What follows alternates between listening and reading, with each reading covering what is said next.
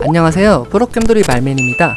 이번 업데이트로 인해 강령술사의 피 관련 스킬들이 버프를 받았습니다. 라트마의 원기는 15초에서 12초로 변경이 되었고, 피해 창 또한 확정적인 제압들이 8회에서 6회로 변경되었습니다. 그래서 이번에는 재미있는 피해창 빌드를 준비해보았습니다. 피해창은 피해 쇄도보다 제압 피해량이 높아서 고단의 악몽 던전에서는 사용하기 좋은 빌드인 것 같습니다. 다만 잠시 후에 설명해드리겠지만 피해창의 데미지 증폭 부분에서는 블리자드 서버가 감당하지 못하는 부분이 있는 것 같습니다. 생각보다 해당 현상이 빈번하게 발생하므로 이건 추가적인 서버 안정화가 필요해 보입니다. 그리고 저번 영상에서 소개해드린 피해 쇄도에 대한 추가적인 내용도 영상 뒤편에 준비했으니 피해 쇄도에 대한 내용은 영상 뒤편에서 확인이 가능합니다. 그러면 피해창의 스킬 메커니즘부터 알아보겠습니다.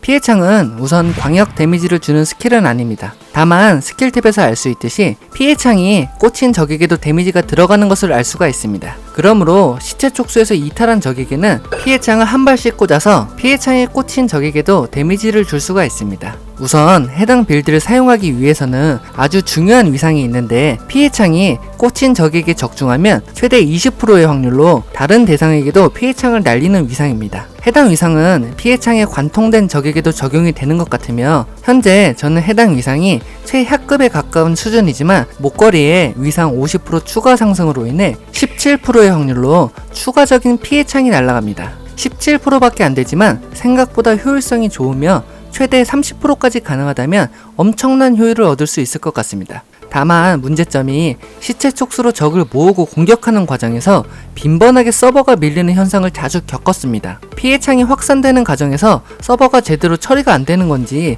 해당 증상이 발생하면 스킬들도 잘 안 나가고 밀리는 경향이 많이 있었습니다. 앞에 영상에서 설명해드린 피해 쇄도의 같은 경우에는 똑같이 적을 시체 촉수로 모으고 공격했을 때는 발생하지 않았지만 피해창을 사용할 때는 생각보다 빈번히 발생하는 현상으로 원활한 사냥이 어려운 부분이 있었습니다. 이 현상은 블리자드에서 해결할 문제이고 게이머인 저의 영역에서는 벗어난 문제인 것 같습니다. 우선 피해창 같은 경우에는 몹의 피가 낮은 일반 던전이나 필드에서는 효율성이 조금 떨어지는 빌드입니다. 피해창이 지속적으로 해당 몹을 공격하면서 확산돼야 하는데, 확산되기 전에 몹이 죽어서 일반 던전보다는 오히려 피통이 높은 악몽 던전이 더 효율이 좋은 것 같습니다. 그러면 스킬트리부터 알아보겠습니다. 해당 빌드는 피 관련 빌드이므로 피해 쇄도 빌드와 크게 차이는 없습니다. 그러므로 자세한 스킬 내용은 전편 영상에서 확인이 가능하며 최대한 쉽고 간단하게 설명해 드리겠습니다. 우선 해당 빌드에서는 기본 스킬을 수확을 사용하고 있습니다. 수확은 처음 공격을 개시하기 좋은 특성이며 2초 동안 피해 감소 및 해당 적이 죽으면 공격 속도 30% 추가 버프를 얻을 수 있으므로 해당 스킬로 선택을 했습니다. 정수 관리가 어려우시다면 과다출혈도 괜찮습니다. 핵심 스킬 탭에서는 주력 스킬인 피해창을 마스터해뒀습니다. 그리고 강화 효과는 제압 데미지가 핵심이므로 6번 공격 시 확정적인 제압들을 선택해줬습니다. 그 외에 부생의 에너지는 1포인트와 불안정한 균형은 마스터해줬습니다. 그리고 해당 빌드는 시체 폭발을 직접적으로 사용하지 않으므로 잘린 살점은 사용하지 않습니다. 다음 스킬 탭에서는 피한개에 1포인트씩만 투자해주고, 강화 효과로는 섬뜩한 피한개로 시체 폭발을 하는 전설 위상과 시너지 효과를 줬습니다. 시체 폭발도 1포인트씩만 투자하고 마른병에 걸린 시체 폭발을 선택해서 노화 저주에 스킬 쿨타임 감소하고 시너지 효과를 줬습니다. 기분 나쁜 수확과 죽음의 동력은 마스터해서 모자란 정수 수급 부분을 자주 사용하는 피한개로 대체했습니다. 다음으로는 저주 스킬입니다. 저주 스킬에서는 노화 스킬에 1포인트씩만 투자하고 혐오스러운 노화를 선택해서 스킬들의 쿨타임 감소 효과를 얻을 수가 있습니다. 죽음의 은총과 죽음의 손길 마스터로 추가적인 데미지 및 피해 감소 효과를 얻었습니다. 다음 스킬 탭에서는 섬뜩한 회복은 1포인트만 투자합니다. 그리고 응결된 피와 피해 경률 부분은 마스터에서 추가적인 딜을 확보할 수가 있습니다. 시체 촉수 부분도 1포인트씩만 투자합니다. 다만 제압 피해는 취약 피해가 적용되지 않으므로 피해 구슬을 선택해서 안정성을 확보했습니다. 궁극기 부분에서는 뼈폭풍을 마스터해서 안정성 및 추가적인 극대화 확률을 가져갔습니다. 해당 빌드도 공격 속도가 중요한 트리이므로 고무적인 지도자는 마스터하고 소환수는 사용하지 않으므로 홀로서기와 죽음의 상징도 마스터해줍니다. 마지막으로는 추가적인 제압 피해를 위해 라트마의 원기를 선택했습니다. 망자에서도 피해 쇄도와 동일합니다. 해골전사 부분에서는 방어병으로 비물리 저항을 챙겨줬고, 해골 마법 학자는 뼈 마법 학자를 선택해서 제압 피해량을 선택했습니다. 그리고 마지막 골렘 부분은 피 골렘을 희생시켜 추가적인 생명력을 확보했습니다. 다음으로는 아이템 및 전설 위상에 대해 설명드리겠습니다. 제가 생각하는 피강령의 아이템 옵션으로 중요한 것은 방어력, 최대 생명력, 제압 피해, 정수 소모량 감소, 행운 적중 시 정수 회복, 공격 속도, 재사용 대기 시간 감소가 있습니다. 그 외에는 유용한 옵션을 선택해서 착용해 주시면 되겠습니다. 투구 부분에서는 뼈폭풍 위상을 선택했습니다. 뼈폭풍은 상당히 자주 사용할 수 있는 빌드이며 해당 위상이 방어막 부분에서는 가장 효율이 좋은 것 같습니다. 가슴 방어구에서는 방어도 증가 위상을 선택했습니다. 해당 위상이 방어 관련 위상에서는 가장 효율이 좋으며 시체 폭발의 장판에도 지속적으로 방어도가 증가하는 모습을 확인할 수가 있습니다. 장갑에서는 피해창 스킬 증가 옵션을 챙겨갈 수가 있습니다. 해당 옵션을 챙길 수 있으면 좋을 것 같습니다. 위상으로는 피해창에 찔린 적 하나당 추가적인 피해를 주는 위상을 선택했습니다. 바지에서는 피한개 스킬 증가 옵션을 선택했습니다. 피한개는 생존 및 시체 폭발로 인한 추가적인 정수 수급도 가능한 스킬이므로 최대한 자주 사용할 수 있도록 챙겨줬습니다. 위상으로는 저는 피해 쇄도의 수압용으로 시체 소모 시 피구술 생성으로 되어 있으나 사실상 시체 폭발을 직접적으로 사용하는 빌드가 아니므로 단독적으로 사용할 때는 위세 방어 위상으로 기본 스킬 사용 시 20% 추가 피해 감소 옵션을 선택하는 것이 좋을 것 같습니다. 신발에서는 피한개 사용 시 시체 폭발이 활성화되는 위상을 선택했습니다.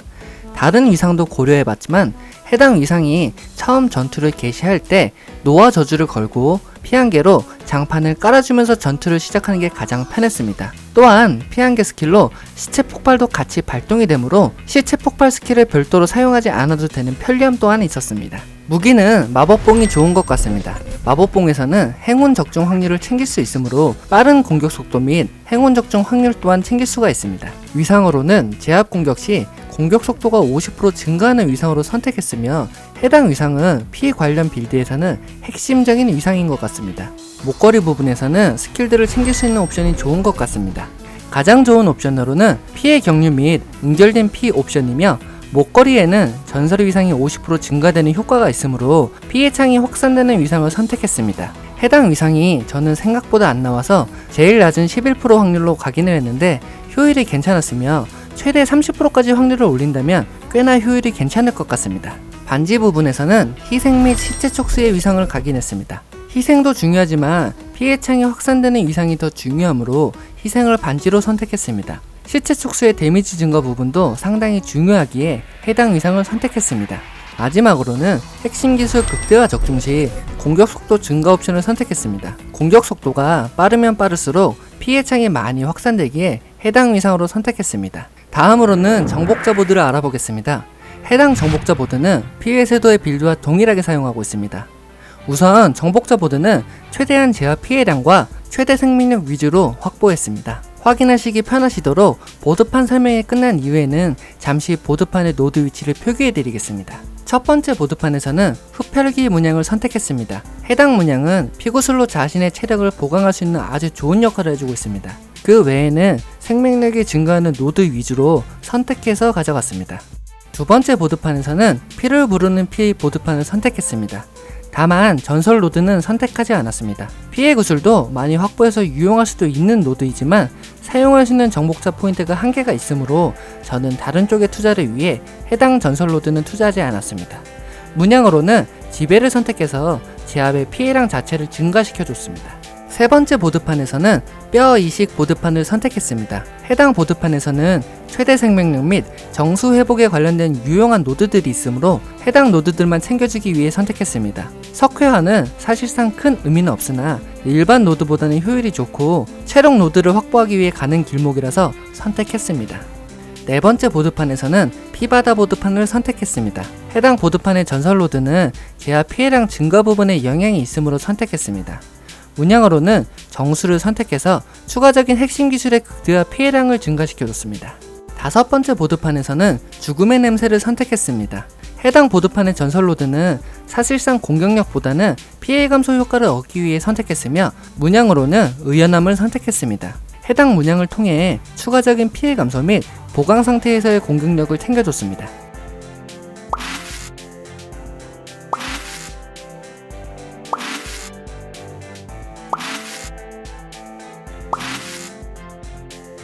마지막으로는 피해 쇄도의 변경 사항에 대해 말씀드리겠습니다. 우선 스킬트리 및 망자에서는 동일한 부분이고 정복자 보드 또한 위의 내용과 동일합니다. 다만 아이템 부분에서는 보호막이 있을 때 주는 피해량 증가 위상을 선택했습니다. 뼈폭풍을 상당히 자주 사용하는데 해당 위상으로 데미지 증가되는 부분이 있었으며 기존에 사용하던 제압 데미지 증가 위상보다는 해당 위상이 데미지 증가 부분이 더 좋았습니다. 그리고 바지 부분에서는 피한개 스킬 증가 옵션을 선택했습니다. 시체 폭발 시 정수 회복 옵션으로 인해 보스전에서도 원활하게 정수 수급이 가능한 부분이 있었습니다. 다만 피해 쇄도회 같은 경우 현재 최대 맥댐이 약 200만가량 밖에 나오지가 않습니다. 70단 부분은 무난하게 진행이 가능하지만 생각보다 까다로운 제압 발동 조건에 비해 데미지 부분이 조금 아쉬운 부분이 있었습니다. 개인적으로는 취약 피해가 적용이 안 되는 게 좀 큰 것 같습니다. 이상 여기까지 피강령에 대한 빌드들을 알아보았습니다. 추가적인 변경사항이 있으면 새롭게 피 관련 빌드들로 찾아뵙겠습니다. 다음 편에서는 가장 효율이 좋다는 뼈창 관련 빌드를 준비하려고 하고 있습니다. 영상이 도움이 되셨다면 구독과 좋아요도 한 번씩 부탁드리겠습니다. 그러면 저는 다음 영상에서도 좋은 정보로 찾아뵙겠습니다.